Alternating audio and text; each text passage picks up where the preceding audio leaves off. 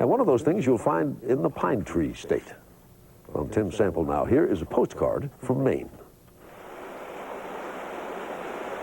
Most people come to Houlton, Maine in northern Aroostook County for one of two reasons, the potatoes or the lumber. Well, it was the lumber that drew Jay Witcher here, all the way from Southern California. What he does with that lumber is another thing altogether. Jay Witcher shapes strong maple and walnut into the graceful curves of a harp. Harps strung with brass wire and played with the fingernails, the way harp music was played for the great kings of ancient Ireland.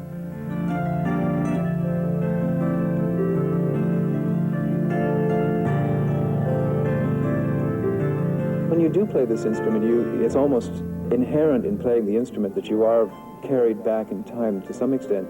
And I think it's true even if you don't play it. It's a very eerie experience in a lot of ways because the sound is absolutely unique. Patrick Ball started playing music in the Celtic tradition after discovering a wire-strung harp made by Jay Witcher. As soon as I heard this harp, I just thought it was the most marvelous thing I'd ever run across. And I took home the first wire-strung harp I'd ever heard, and that's pretty much how I started playing it. And I haven't had an honest day's work yet.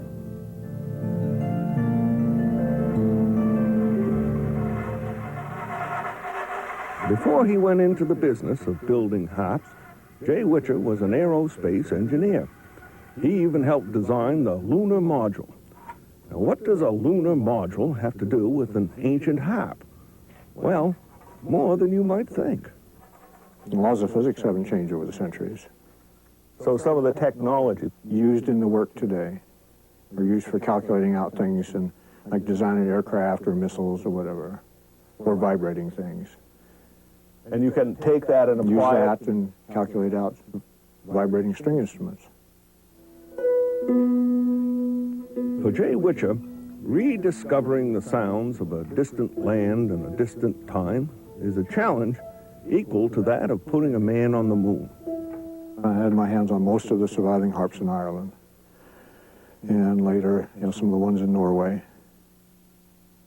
It requires not only a musician's ear, but a scientist's precision and a detective's ability to reimagine the past. There's a painting in one of Boccaccio's books. It shows Sappho playing the harp, and that's where I got that from.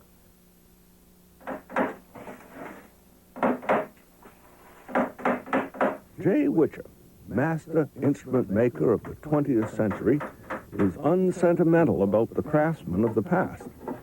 If Stradivarius had had power tools, he says, he would have used them.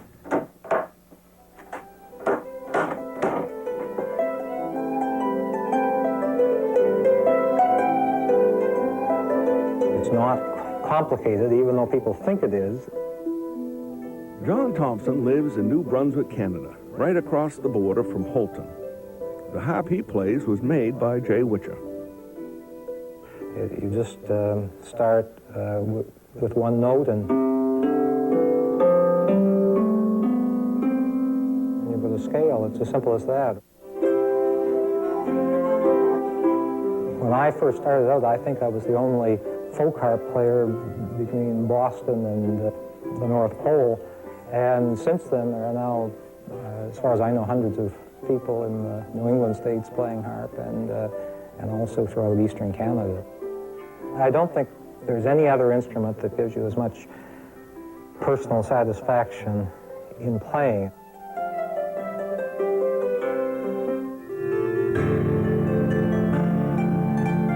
Before Jay Witcher set his aerospace engineer's mind to designing modern versions of ancient harps, it was only possible to imagine how these melodies must have sounded, played in the royal courts of Ireland by wandering minstrels. Now we know. From the earliest times, this instrument was the sound of Ireland, all through the Gaelic times, the centuries. But then when the harp died out, the culture died out too. And so as soon as you begin to play it, you're taken back to Well, were probably pretty marvelous times.